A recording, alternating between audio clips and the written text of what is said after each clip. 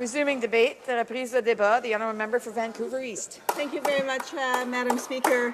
And I'm very pleased to rise in the House today to support the motion tabled by my colleague, the member from New Westminster, Burnaby. Now, 11 years ago, Madam Speaker, the government members voted in support of the NDP motion that recognized the federal government was losing tens of billions of dollars annually to tax loopholes, to deductions and exemptions that mostly benefited the ultra-rich, and the use of offshore tax havens was costing the government more than $7 billion annually. The government members voted in support of the NDP's call to close those loopholes. So almost a year later, where are we at, Madam Speaker, on the promise to act? Sadly, we are still losing more than $7 billion annually due to offshore tax havens, and we're still losing nearly $1 billion annually to the stock option deduction loophole. Shame. By continuing to refuse to tackle tax havens and tax loopholes, the Liberal government is showing us what their priorities really are, and that those priorities are not everyday Canadians or even our national heroes. Breaking an election promise, the Liberals have refused to reinstate lifelong disability pensions for our veterans. Our Prime Minister even had the audacity to tell a wounded veteran in Edmonton this Monday that the government cannot afford to take care of the people who have sacrificed their health, their limbs, their lives for our country. We're still in Vancouver. There are some 100 veterans who are homeless or at risk of being homeless. Housing is a basic human right that should be afforded to every single Canadian, especially those who have fought to protect our rights and our freedom. On the topic of basic human rights, in BC right now, there are 19 drinking water advisories in effect in 17 First Nations communities.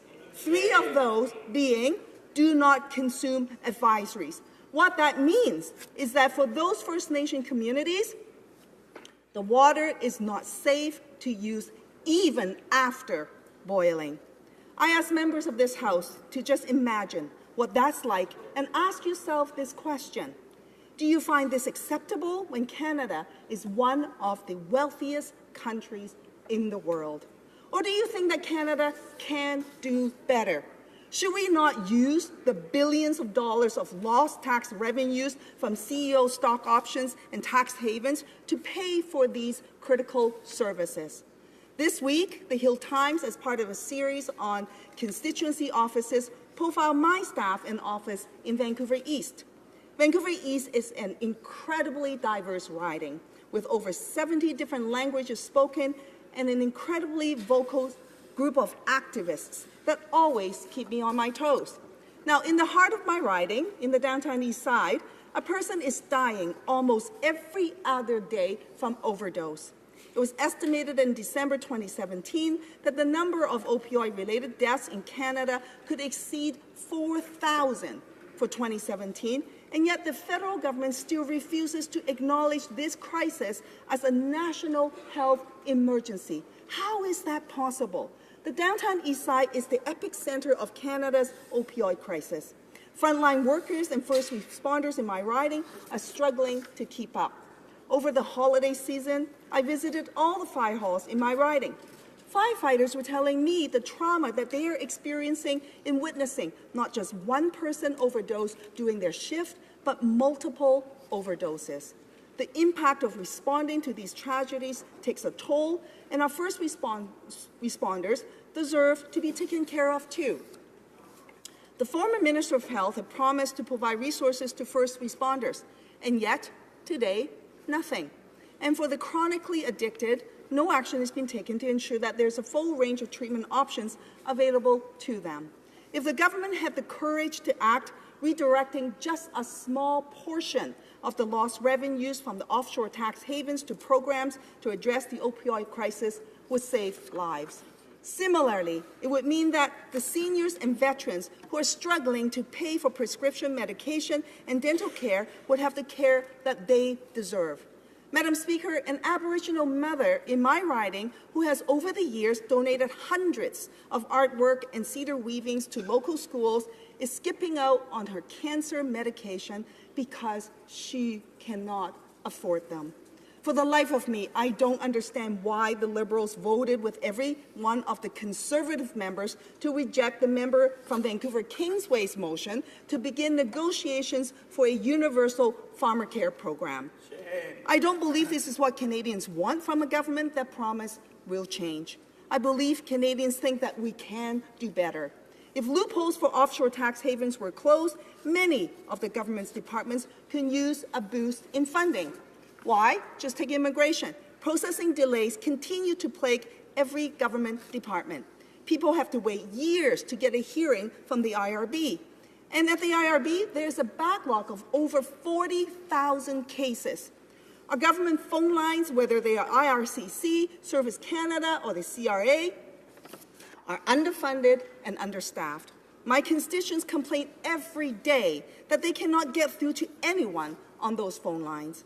Last week, a constituent called my office in tears because she could not get through to Service Canada to report her father's death and requested that our office instead call and relate this information on her behalf. When the government chooses not to properly fund programs and services, the fact is people suffer, real people, not people who can go on private islands on vacations or people who forget that they have a French villa, but real people in our communities. It's not that our government doesn't have tools for collecting money. The issue is who they want to go after. My constituents tell me every day that our government is in fact very good at collecting money. I have a constituent who makes an income of about $4,000 a year in sales of her art, whose taxes have been sent to collections. And so the government will have tools in place to go after those individuals. I have another single mother whose child tax benefit is being held back. Why? Because she cannot produce receipts to demonstrate that she has child care. She doesn't have child care because she can't afford child care. And yet her child tax benefits are being held back because of that. How does that make sense when we have these kinds of situations going on?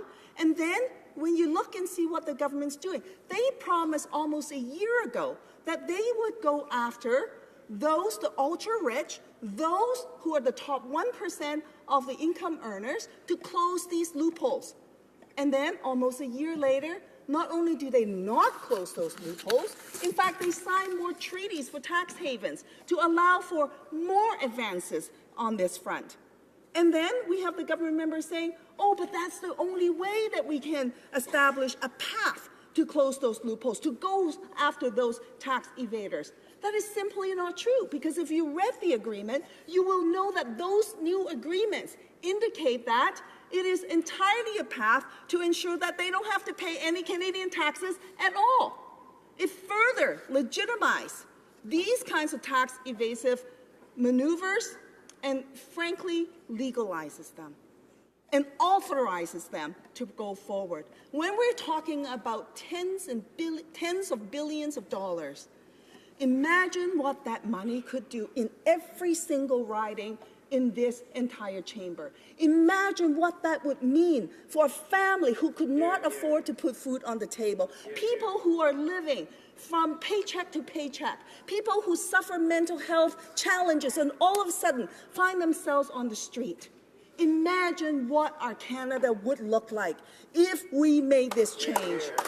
The government says that we cannot do it, but we're doing so much already. And the NDP is always demanding more. Of course we're demanding more. Who are we demanding this for? Why are we sitting around this table? I'm around this table because of my constituents need their voices heard. They want Parliament to work for them, not for those that the government say that are the middle income that are working hard to try and get there. Because the government's not really working for them.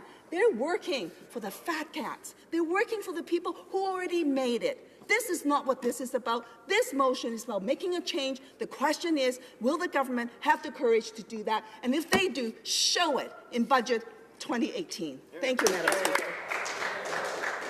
Questions